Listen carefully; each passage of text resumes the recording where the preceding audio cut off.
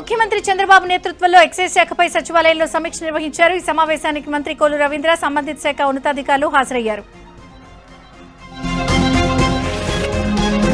Nuzvid triple విద్యార్థులకు అక్షయ పాత్ర ద్వారా నాణ్యమైన భోజనం అందించాలని మంత్రి లోకేష్ ఆదేశించారు. భోజనం సరిగా పెట్టడం లేదని, నిర్వహణ సక్రమంగా లేదని ఇటీవల విద్యార్థులు ఆందోళన నిర్వహించారు. దీనిపై లోకేష్ స్పందించారు. మెస్ నిర్వహణ బాధ్యతను అక్షయ పాత్రకు అప్పగించారు. మంత్రి పనితీరుపై విద్యార్థులు ప్రశంసలు కురిపిస్తున్నారు. అక్షయ పాత్ర ద్వారా అందిస్తున్న భోజనంతో నిజమైన మార్పు వచ్చిందని హర్షం వ్యక్తం చేస్తున్నారు. అనంతపురం జిల్లా ఉరవకొండ గ్రంథాలయ అధికారి ప్రతాప్ రెడ్డిపై మంత్రి పయ్యవుల కేశవ్ సీరియస్ అయ్యారు. రికార్డులో అవకతవకలపై అధికారిని మంత్రి ప్రశ్నించారు. విజిటర్స్ బుక్ లో పరిటాల రవి, ధర్మవరం మాజీ ఎమ్మెల్యే వరదాపురం సూరి పేర్లుండటంపై ఆగ్రహం వ్యక్తం చేశారు.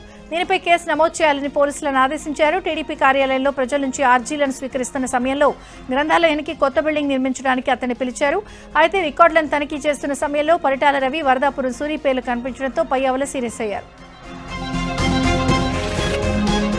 సత్యసాయి జిల్లా పెనుకొండలో మంత్రి సవిత పర్యటించారు. జీఎస్టీపై సామాన్య ప్రజలకు అవగాహన కల్పిస్తూ ఇంటింటికి కరపత్రాలను మంత్రి సవిత పంపిణీ చేశారు. జీఎస్టీ తగ్గింపుతో ప్రజలు ఆనందంగా ఉన్నారన్నారు. ఏపీకి ఏటా 8,000 కోట్ల రూపాయల నష్టం వస్తున్నా సామాన్యుల ప్రయోజనాల కోసం జీఎస్టీ అమలుకు ఏపీ సీఎం చంద్రబాబు సిద్ధపడ్డారని మంత్రి సవిత తెలిపారు. గోవా గవర్నర్ పూసపాటి అశోక్ గజపతిరాజు శ్రీకాకుళం జిల్లాలో పర్యటించారు. తన కుమార్తె ఎమ్మెల్యే అదితి గజపతితో కలిసి శ్రీకూర్మనాథ స్వామిని దర్శించుకున్నారు. శ్రీకూర్మం ఆలయ అనువంశిక ధర్మకర్తగా ఉన్న అశోక్ గజపతిరాజు ఆలయ పాలక మండలి ప్రమాణ స్వీకారంలో ముఖ్య అతిథిగా పాల్గొన్నారు. కూటమి ప్రభుత్వం అధికారంలోకి వచ్చిన తర్వాత తమను భక్తి నుంచి దూరం చేసే ప్రయత్నం ఆగిపోయిందని అన్నారు. గత ప్రభుత్వంలో తనపై అనేక కేసులు పెట్టి వేధించారని ఆవేదన వ్యక్తం చేశారు. సత్యసాయి జిల్లా మడకసిర ప్రభుత్వ ఆసుపత్రిలో ఎమ్మెల్యే ఎంఎస్ రాజు ఆకస్మిక తనిఖీలు చేశారు. ఆసుపత్రిలో పేషెంట్లతో మాట్లాడి వారికి అందుతున్న సేవలను అడిగి తెలుసుకున్నారు. ఆసుపత్రిలో నెలకొన్న పరిస్థితులను పేషెంట్లు ఎమ్మెల్యే దగ్గర ఏకరువు పెట్టారు. సిబ్బంది సరిగా పనిచేయడం లేదని, తమ పట్ల నిర్లక్ష్యంగా వ్యవహరిస్తూ తూతూ మంత్రంగా వైద్యం చేస్తున్నారని ఆవేదన వ్యక్తం చేశారు. ఎవరికి ఎలాంటి ఇబ్బంది కలిగినా తన ఫోన్ నెంబర్కు కాల్ చేయాలని, తన ఫోన్ నెంబర్ను గోడలపై అతికించాలని ఎమ్మెల్యే ఎంఎస్ రాజు ఆదేశించారు. కాణిపాకం వరసిద్ధి వినాయక స్వామి దేవస్థానం ట్రస్ట్ బోర్డు సభ్యులను ప్రభుత్వం నియమించింది. మొత్తం 16 మంది సభ్యులను ప్రభుత్వం నియమిస్తూ ఉత్తర్వులు జారీ చేసింది. 16 మంది సభ్యుల్లో 2 జనసేన, 1 బీజేపీకి ప్రభుత్వం కేటాయించింది. కర్నూలులో ప్రధాని మోదీ పర్యటనకు సంబంధించిన ఏర్పాట్లు వేగంగా జరుగుతున్నాయి. నన్నూరు టోల్గేట్ దగ్గర రాగమయూరి వద్ద వాకింగ్ హెలీప్యాడ్, సభా ప్రాంగణం ఏర్పాట్లను జిల్లా collector Siri, CM programme coordinator Mantina Satyanarayanaraju, Adoni sub collector Maurya Bharadwaj పరిశీలించారు. వీలైనంత త్వరగా పనులు పూర్తి చేయాలని జిల్లా కలెక్టర్ అధికారులను ఆదేశించారు. పశ్చిమ గోదావరి జిల్లా భీమవరం మండల వైసీపీ యోజన విభాగ అధ్యక్షుడు జవ్వాది గణేశ్వర్ కుమార్ 300 మంది అనుచరులతో కలిసి టీడీపీలో చేరారు. ముందుగా గొట్లుపాడు గ్రామం నుండి భారీ బైక్ ర్యాలీ నిర్వహించారు. వీరిని Bhimavaram in charge TDP politburo సభ్యురాలు తోట సీతారామలక్ష్మి, టీడీపీ జిల్లా అధ్యక్షుడు మంతిన రామరాజు టీడీపీ కండువాలు వేసి పార్టీలోకి ఆహ్వానించారు. తూర్పుగోదావరి జిల్లా నల్లజర్లలో మెగా జాబ్ మేళా జరిగింది. ఎమ్మెల్యే మదిపాటి వెంకటరాజు ఆధ్వర్యంలో జరిగిన ఈ కార్యక్రమానికి నిరుద్యోగ యువకులు పెద్ద ఎత్తున పాల్గొన్నారు. జిల్లా పరిషత్ మాజీ చైర్మన్ ఊళ్లపూడి బాపిరాజు, ఎమ్మెల్యే వెంకటరాజు సంయుక్తంగా జ్యోతి ప్రజ్వలన చేసి జాబ్ మేళాను ప్రారంభించారు. సీఎం చంద్రబాబు, లోకేష్ ఆశయాలకు అనుగుణంగా పనిచేస్తున్నామని తెలిపారు. నెల్లూరు కస్తూర్బా కళాక్షేత్రంలో ప్రభుత్వ మున్సిపల్ స్కూల్ 10వ తరగతి విద్యార్థులతో డీఆర్డీఓ మాజీ చైర్మన్, ఏపీ ప్రభుత్వ ప్రత్యేక సలహాదారు సతీష్ రెడ్డి ముఖాముఖి నిర్వహించారు. దివంగత మాజీ రాష్ట్రపతి అబ్దుల్ కలాం తాను ప్రభుత్వ స్కూల్లోనే చదువుకున్నామని చెప్పారు. మన దేశానికి ఆపరేషన్ సింధూర్ ఓ గొప్ప విజయమన్నారు. ఇప్పటివరకు పాకిస్తాన్పై జరిగిన అన్ని యుద్ధాల్లో మనదే పైచేయని చెప్పారు. క్షిపణుల తయారీలో ప్రపంచంలోనే మొదటి స్థానంలో ఉండాలని అబ్దుల్ కలాం చెప్తూ ఉండేవారని గుర్తు చేశారు. డీఆర్డీఓలో ఉన్నప్పుడు ఒకేసారి 5 క్షిపణుల అభివృద్ధికి ఆయన శ్రీకారం చుట్టారని తెలిపారు. కర్నూలు జిల్లా కోడుమూరు వ్యవసాయ కార్యాలయంలో రైతులకు రాయితీపై వేరుశెనగ విత్తనాలను కోడుమూరు ఎమ్మెల్యే బొగ్గుల దస్తగిరి పంపిణీ చేశారు. రైతులకు అన్నదాత సుఖీభావ కింద 64.35 లక్షలు ప్రభుత్వం మంజూరు చేసిందన్నారు. 25% సబ్సిడీతో రైతులకు వేరుశెనగ విత్తనాలు అందిస్తున్నామని ఎమ్మెల్యే తెలిపారు. చిన్న సన్నకారు రైతులను ప్రభుత్వం ఆదుకుంటుందని, ఉలి రైతులకు కూడా న్యాయం చేస్తామని ఎమ్మెల్యే హామీ ఇచ్చారు. చిత్తూరు జిల్లాలో అంబేద్కర్ విగ్రహానికి నిప్పు పెట్టి టీడీపీపై బురద చల్లేందుకు వైసీపీ పన్నిన కుట్రపై మంత్రి లోకేష్ స్పందించారు. ప్రజల మధ్య వైషమ్యాలు పెంచి శాంతి భద్రతలకు విఘాతం కలిగించేందుకు జగన్ రెడ్డి ఆడిన షేక్ డ్రామా మరోసారి బెడిసికొట్టింది అంటూ ట్వీట్ చేశారు. ఈ కుట్రలో వైసీపీ అండ్ కో అడ్డంగా పోలీసులకు దొరికిపోయిందన్నారు. వైసీపీ సర్పంచ్ గోవిందయ్య డ్రామాను రక్తికన్నించి జైలు ఊచలెక్కిస్తున్నారని ఎద్దేవా చేశారు. ప్రజాప్రభుత్వ పాలనలో జగన్ ఆటలు సాగమన్నారు. విజయవాడ మున్సిపల్ కౌన్సిల్ సమావేశం రసభాసగా మారింది. నూతన పెన్షన్లు అంశంపై అధికార ప్రతిపక్ష సభ్యుల మధ్య వాగ్వివాదం చెలరేగింది. కూటమి ప్రభుత్వంలో ఒక్క నూతన పెన్షన్ కూడా ఇవ్వలేదని వైసీపీ కార్పొరేటర్లు ఆరోపించగా టీడీపీ సభ్యులు అభ్యంతరం వ్యక్తం చేశారు. వైసీపీ టీడీపీ సభ్యుల నినాదాలతో కౌన్సిల్ అట్టుడికింది. తెలంగాణలో బీసీ రిజర్వేషన్ల అంశంపై హైకోర్టులో విచారణ గురువారానికి వాయిదా పడింది. రేపు మధ్యాహ్నం 2:15 వాదనలు వింటామని సీజే జస్టిస్ ఏకే సింగ్ నేతృత్వంలోని ధర్మాసనం తెలిపింది. స్థానిక ఎన్నికలకు గురువారం నోటిఫికేషన్ జారీపై స్టే ఇవ్వాలని పిటిషన్ కోరారు. పిటిషనర్ విజ్ఞప్తిని హైకోర్టు పరిగణలోకి తీసుకోలేదు. తెలంగాణ మంత్రులు పొన్నం ప్రభాకర్, అడ్లూరు లక్ష్మణ్ మధ్య వివాదం ముగిసింది. పీసీసీ చీఫ్ మహేష్ కుమార్ గౌడ్ చొరవతో ఇద్దరి మధ్య వివాదానికి తెరపడినట్లయింది. ఎట్టకేలకు మంత్రి అడ్లూరు లక్ష్మణ్కు మంత్రి పొన్నం ప్రభాకర్ క్షమాపణలు చెప్పారు. లక్ష్మణ్ బాధపడిన దానికి క్షమాపణలు కోరుతున్నానని వ్యక్తిగతంగా క్షమాపణలు చెప్పడంతో వివాదం ముగిసింది. కరీంనగర్లో తాను మాదిగ సామాజిక వర్గంతో కలిసి పెరిగినట్లు పొన్నం చెప్పుకొచ్చారు. పొన్నం ప్రభాకర్ క్షమాపణతో ఈ సమస్య ఇంతటితో సమసిపోయిందని అడ్లూరు లక్ష్మణ్ అన్నారు. పొన్నం ప్రభాకర్ను తాను గౌరవిస్తానని, ఆయన వ్యాఖ్యల పట్ల తన మాదిగ జాతి బాధపడిందన్నారు. అట్టుడిగిన సామాజిక వర్గాలకు కాంగ్రెస్ అండగా ఉంటుందన్నారు. జెండా మోసిన తనకు మంత్రిగా అవకాశం ఇచ్చిందని గుర్తు చేశారు. ప్లాస్టిక్ వల్ల భూమిపై సమస్త జీవరాశికి ప్రమాదం పొంచి ఉందని, ప్లాస్టిక్ తయారు చేసే కంపెనీలను ఎట్టి పరిస్థితుల్లో మూసివేయాలని మంత్రి తుమ్మల నాగేశ్వరరావు అన్నారు. ప్లాస్టిక్ రహిత పట్టణంగా ఖమ్మం పట్టణాన్ని తీర్చిదిద్దాలని అధికారులను మంత్రి ఆదేశించారు. ఖమ్మంలోని 18వ డివిజన్ ముస్తఫానగర్లో పలు అభివృద్ధి కార్యక్రమాలకు మంత్రి శంకుస్థాపనలు చేశారు. గ్రామాలన్నీ క్యాన్సర్ పేషెంట్లతో నిండిపోయాయని, భవిష్యత్తులోనూ ప్లాస్టిక్ వల్ల క్యాన్సర్ రోగులు పెరిగిపోయే అవకాశం ఉందన్నారు. ప్లాస్టిక్ నివారణకు ప్రభుత్వంతో పాటు ప్రజలు కూడా సహకరించాలని మంత్రి సూచించారు. గత నెలలో కురిసిన భారీ వర్షాలకు జరిగిన నష్టాన్ని అంచనా వేసేందుకు కామారెడ్డి జిల్లాలో 6 సభ్యులతో కూడిన కేంద్ర బృందం పర్యటించింది. బిక్కనూరు, బీబీపేట్, కామారెడ్డి జిల్లా కేంద్రంలో పర్యటించి నష్టాన్ని పరిశీలించారు. దాసమ్మకుంట పంచాయతీ రోడ్లు, బ్రిడ్జి, పంట పొలాలను పరిశీలించారు. అనంతరం జీఆర్ కాలనీ సమీపంలోని బ్రిడ్జిని, ఫిల్టర్ బెడ్ వద్ద కొట్టుకుపోయిన రోడ్డును కేంద్ర బృందం సభ్యులు పరిశీలించారు. మాదాపూర్లోని కాకతీయ హిల్స్ రోడ్ నెంబర్ 11లో నూతనంగా ఏర్పాటు చేసిన the house of Koyila kitchen, cafe and bake house ను తెలంగాణ రాష్ట్ర public accounts committee chairman Serilingampally MLA Arekapudi Gandhi, TPCC general secretary Madhapur corporator Jagadishwar Goud ప్రారంభించారు. ఫుడ్ లవర్స్ కోసం కిచెన్, కెఫే, బేక్ హౌస్ ని ఒకే చోట ఏర్పాటు చేయడం ఎంతో సౌలభ్యంగా ఉంటుందని, విభిన్న రుచులకు ఫుడ్ హబ్ గా పేరున్న గ్రేటర్ సిటీలో ది హౌస్ ఆఫ్ కోయిలా అందుబాటులోకి రావడం అభినందనీయమని అరకపూడి గాంధీ అన్నారు. శాకాహార, మాంసాహార, సౌత్ ఇండియా వంటకాలతో పాటు పిజ్జాలు, పేస్ట్రీలు, తాజా బ్రెడ్, కేకులు, ఆర్టిజనల్ కాఫీలు, ఐస్ క్రీంలు, డెజర్ట్లు ఇంకా ఎన్నో అందుబాటులో ఉంచామని ది హౌస్ ఆఫ్ కోయిలా డైరెక్టర్ పి రేవతి తెలిపారు. జగిత్యాల జిల్లా గుండంపల్లిలో స్థానిక సంస్థల ఎన్నికల నేపథ్యంలో పాత కక్షలు భగ్గుమన్నాయి. గుండంపల్లి సర్పంచ్ పదవికి ఎస్సీ రిజర్వేషన్ కేటాయించారు. ఈ క్రమంలోనే అదే గ్రామానికి చెందిన రాజేష్ అనే వ్యక్తి నామినేషన్ వేసేందుకు సిద్ధమయ్యాడు. వ్యవసాయ పనుల కోసం రాజేష్ పొలానికి వెళ్లగా గుర్తు తెలియని వ్యక్తులు అతని బైక్ను రాళ్లతో కొట్టి ధ్వంసం చేశారు. అయితే కాగా ఎన్నికల్లో పోటీ చేసే రాజేష్ కూడా ఇదే గతి పడుతుందని ఓ అట్టముక్కపై రాసిపెట్టారు. ఎన్నికలు ప్రారంభం కాకముందు ఇలాంటి ఘటనలు జరగడంతో గ్రామస్తులు తీవ్ర భయాందోళన చెందుతున్నారు. ప్రజావాణి ఫిర్యాదులను హైడ్రా కమిషనర్ రంగనాథ్ క్షేత్రస్థాయిలో పరిశీలించారు. తూముకుంట మున్సిపాలిటీలో పర్యటించిన ఆయన దేవరాయంజల్ విలేజ్ లో సర్వే నెంబర్ 135, 136లో రహదారిలో ఆటంకాలు కలిగిస్తున్న వివాదంపై హైకోర్టు ఆదేశాలతో క్షేత్రస్థాయిలో పరిశీలించారు. స్థానికులతో మాట్లాడారు. అదే మార్గంలో కొత్తగా కోర్టు భవనం, ట్రాఫిక్ పోలీస్ స్టేషన్ వస్తున్న క్రమంలో రహదారిని వెంటనే పునరుద్ధరించాలని స్థానిక మున్సిపల్ అధికారులను ఆదేశించారు. అనంతరం దేవరాయంజల్ గ్రామంలోని వరద కాలువ ఆక్రమణలను పరిశీలించారు. 2 దగ్గుమందులను నిషేధిస్తూ తెలంగాణ ప్రభుత్వం ఉత్తర్వులు జారీ చేసింది. రీలైఫ్, రెస్పీ ఫ్రెష్ టీఆర్ను విక్రయించొద్దు అంటూ అందులో పేర్కొంది. ఈ 2 దగ్గుమందుల్లోనూ కల్తీ జరిగినట్లు గుర్తించారు.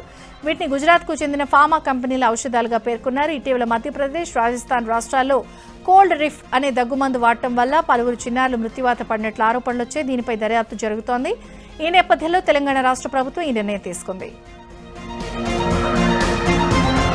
రాజమండ్రి ప్రభుత్వ ఆసుపత్రిలో తూర్పుగోదావరి జిల్లా కలెక్టర్ కీర్తి చేకూరి ఆకస్మిక తనిఖీలు నిర్వహించారు. ఆసుపత్రిలోని పలు విభాగాలను పరిశీలించి పేషెంట్లతో మాట్లాడి వైద్య సేవలపై ఆరా తీశారు. ఆసుపత్రి ఆవరణలో నిర్మాణంలో ఉన్న భవనాలను పరిశీలించారు. ఆసుపత్రిలో పారిశుద్ధ్యం మెరుగుపరచాలని సిబ్బందిని ఆదేశించారు. త్వరలో ఖాళీగా ఉన్న వైద్యుల పోస్టులను భర్తీ చేసేందుకు చర్యలు తీసుకుంటామని కలెక్టర్ తెలిపారు. అనంతరం ఆర్ట్స్ కాలేజీ సమీపంలోని బాలికల హాస్టల్ను తనిఖీ చేశారు. విద్యార్థుల సమస్యలపై కలెక్టర్ ఆరా తీశారు. ఏలూరు జిల్లా జంగారెడ్డిగూడెం ఏరియా ఆసుపత్రిలో అధికారులు విచారణ చేపట్టారు. ఏరియా ఆసుపత్రిలో అవుట్సోర్సింగ్ పద్ధతిలో ఏళ్ల తరబడి పనిచేస్తున్న నౌషాద్ అనే జూనియర్ అసిస్టెంట్ పై వచ్చిన ఆరోపణల నేపథ్యంలో డీసీహెచ్ఎస్ అధికారుల ఆదేశాలతో విచారణ చేస్తున్నట్లు నూజివీడి వైద్యులు తెలిపారు. ఆసుపత్రి సిబ్బంది నుండి ఒక్కొక్కరిగా విచారణ చేస్తున్నామన్నారు.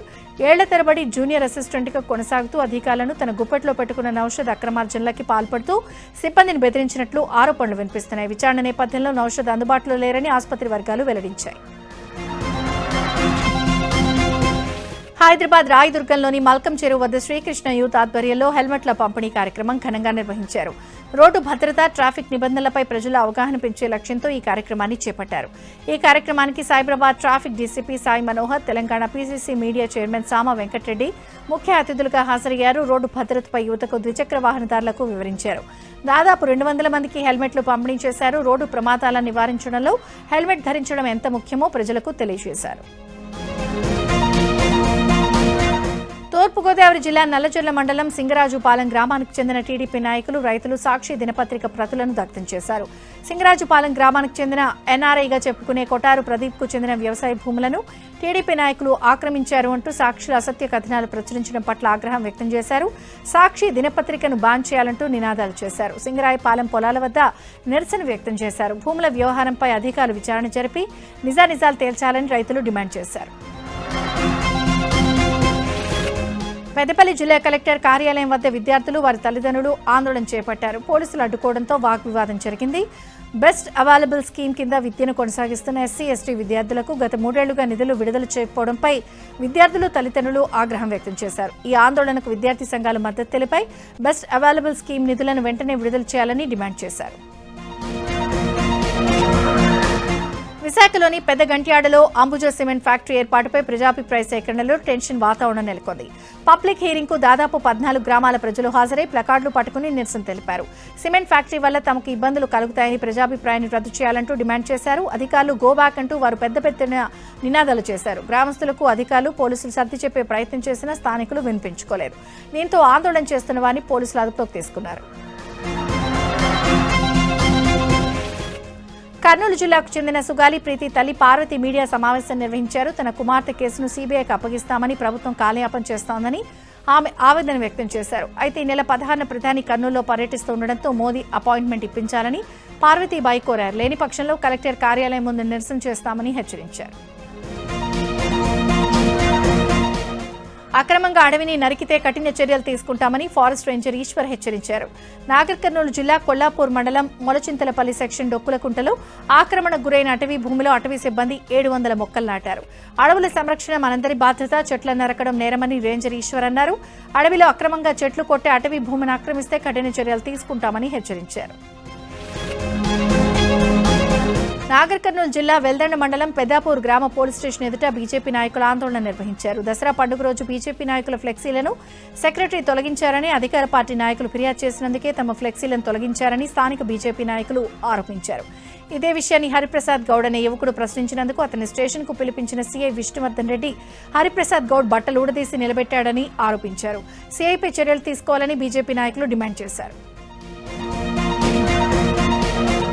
వరంగల్ జిల్లా కట్యాల్లో ట్రాక్టర్ ప్రమాద బాధితులు మౌన పోరాటం చేస్తున్నారు. కొన్ని నెలల క్రితం ఇసుక ట్రాక్టర్ ప్రమాదంలో రవి అనే వ్యక్తి మృతి చెందాడు. దీంతో పరిహారం చెల్లించకుండా కాలయాపన చేస్తున్న ట్రాక్టర్ యజమాని కరీం ఇంటి దగ్గర బాధిత కుటుంబం మౌన పోరాటం చేస్తూ ఆందోళన నిర్వహించింది. పరిహారం చెల్లిస్తానని మాటిచ్చి నెలలు గడుస్తున్నా ఇప్పటి వరకు చెల్లించకపోవడంతో మౌన పోరాటానికి దిగి వంట వార్పు చేపట్టారు. పశ్చిమ గోదావరి జిల్లా భీమవరం 2 టౌన్ పోలీస్ స్టేషన్లో ఓ కానిస్టేబుల్ తన నిజాయితీ నిరూపించుకున్నారు. భీమవరానికి చెందిన ఓ మహిళ విలువైన వస్తువులున్న తన బ్యాగ్ను పోగొట్టుకున్నారు. బ్యాగ్లో కాసున్నర బంగారం, 60,000 నగదు, బ్యాంక్ పాస్ పుస్తకం ఉన్నట్లు సమాచారం. బ్యాగ్ను గమనించిన కానిస్టేబుల్ రాజు పోలీస్ స్టేషన్లో సీఐకి అప్పగించారు. పాస్ పుస్తకంలోని వివరాల ఆధారంగా మహిళకు బ్యాగ్ను అందజేశారు. దీంతో ఆ మహిళ పోలీసులకు కృతజ్ఞతలు తెలిపింది. కానిస్టేబుల్ రాజుపై అధికారులు, సిబ్బంది ప్రశంసలు కురిపించారు. ఏలూరు జిల్లా ప్రముఖ పుణ్యక్షేత్రం ద్వారకా తిరుమలలో చిన్న వెంకన్న ఆశ్వేయుజ మాస బ్రహ్మోత్సవాలు ఘనంగా జరుగుతున్నాయి. బ్రహ్మోత్సవాల్లో భాగంగా 7వ రోజు స్వామివారు వైకుంఠ నారాయణుడి అలంకరణలో భక్తులకు దర్శనమిచ్చారు.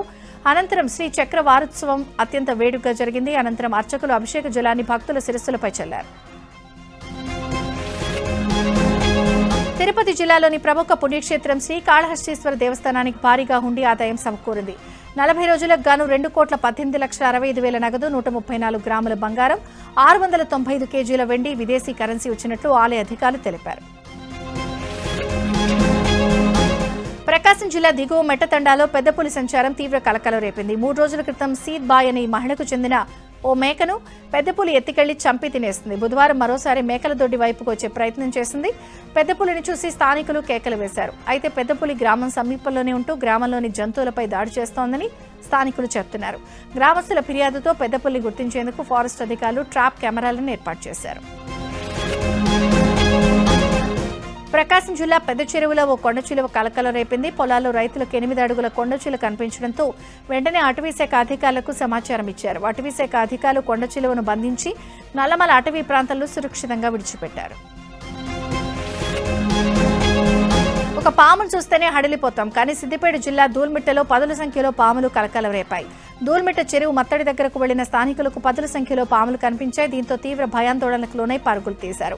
పాముల దృశ్యాలు సోషల్ మీడియాలో వైరల్ గా మారాయి.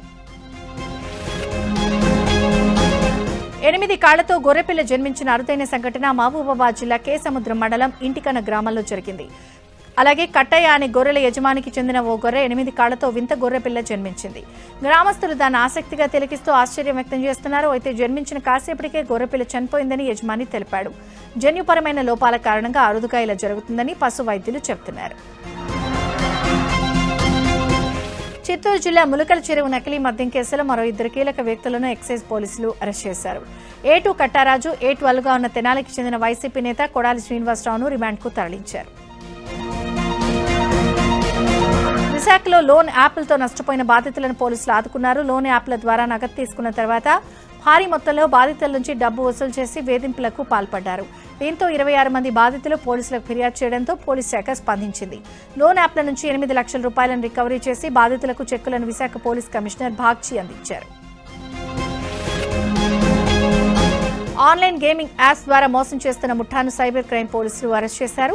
ఎస్ఓటీ సైబర్ క్రైమ్ టీం కలిసి బెట్టింగ్ ముఠా గుట్టురట్టు చేశారు. వీరు రాయచూరులో కాల్ సెంటర్ నడుపుతూ ఈ దందా నిర్వహిస్తున్నట్లు సైబర్ క్రైమ్ డీసీపీ సాయిశ్రీ తెలిపారు. 5గురిని అరెస్ట్ చేసినట్లు చెప్పారు. నిందితులకు చెందిన 14 లక్షల రూపాయలను సీజ్ చేశామన్నారు. సైబర్ నేరాల పట్ల ప్రజలు జాగ్రత్తగా ఉండాలని సూచించారు. అన్నమయ్య జిల్లా పోలీసులు కోడిపందెం రైళ్లకు చెక్ పెట్టారు. అత్యాధునిక డ్రోన్ కెమెరాలతో నిఘా పెట్టి రామసముద్రంలో అక్రమంగా జరుగుతున్న కోడిపందాలను గుర్తించారు. అయితే డ్రోన్ చూడగానే పందెం రైళ్లు తమ వాహనాలను వదిలి పరుగులు పెట్టారు. పోలీసులు సంఘటన స్థలానికి వెళ్లి వారి వాహనాలు స్వాధీనం చేసుకున్నారు. డ్రోన్ ఆధారంగా పారిపోయిన వారిని గుర్తించి పట్టుకుంటామని పోలీసులు తెలిపారు. అసాంఘిక కార్యకలాపాలను ఉపేక్షించేది లేదని జిల్లా ఎస్పీ ధీరజ్ కనుబుల్లి హెచ్చరించారు.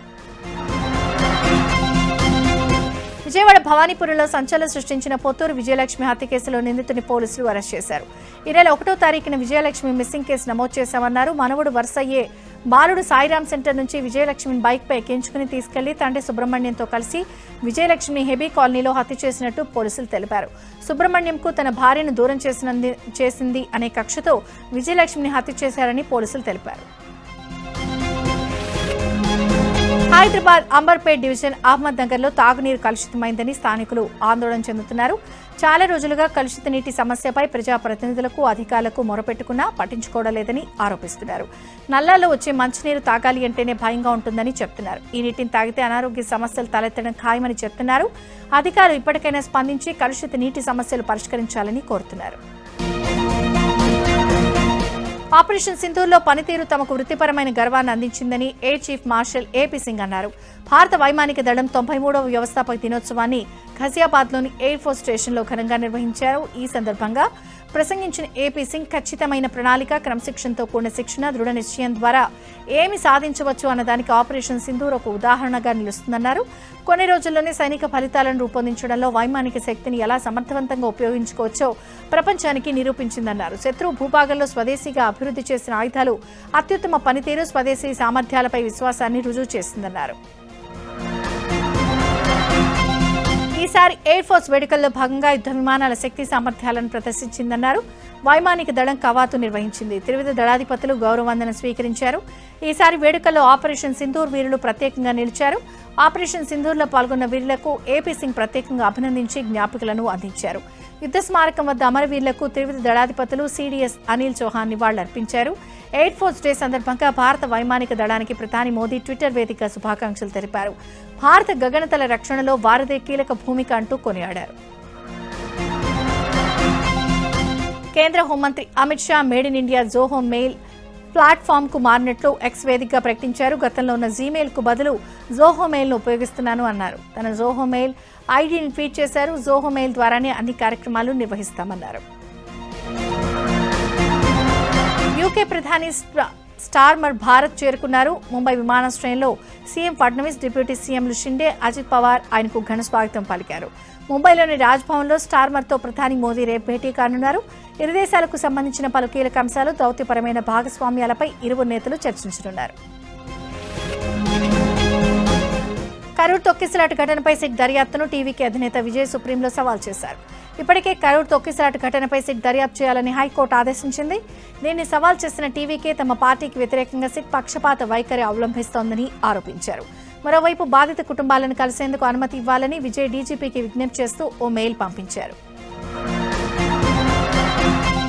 లగ్జరీ కార్ల వ్యవహారంలో సినీ తారల ఇళ్లపై ఈడీ సోదాలు కొనసాగుతున్నాయి. మలయాళ సూపర్ స్టార్ మమ్ముట్టికి సంబంధించిన చెన్నైలోని ఆఫీస్పై ఈడీ అధికారులు సోదాలు జరుపుతున్నారు. మమ్ముట్టి, దుల్కర్ సల్మాన్, పృథ్వీరాజ్ సుకుమారన్, అమిత్ చెకల్కల్ ఇళ్లపై ఈడీ సోదాలు కొనసాగుతున్నాయి.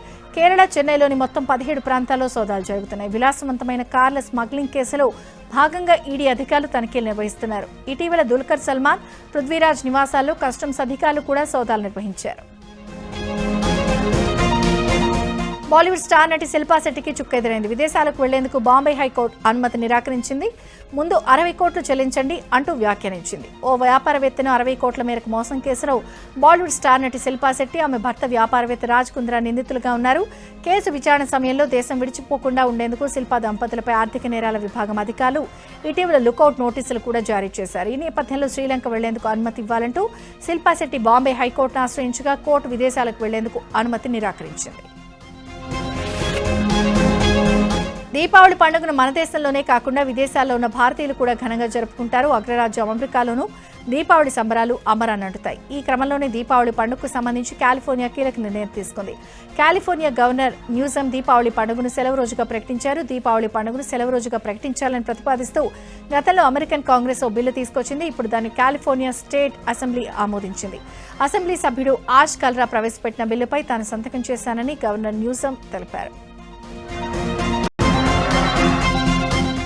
బంగారం ధర రోజురోజుకు పెరుగుతూ సరికొత్త రికార్డులను నమోదు చేస్తోంది. వరుసగా 3వ రోజు బంగారం ధర 1100లకు పైగానే పెరిగింది. ప్రస్తుతం 24 క్యారెట్ల 10 గ్రాముల బంగారం ధర 1,26,070 రూపాయలుగా ఉండగా 22 క్యారెట్ల 10 గ్రాముల బంగారం ధర 1,16,750 రూపాయలుగా ఉంది.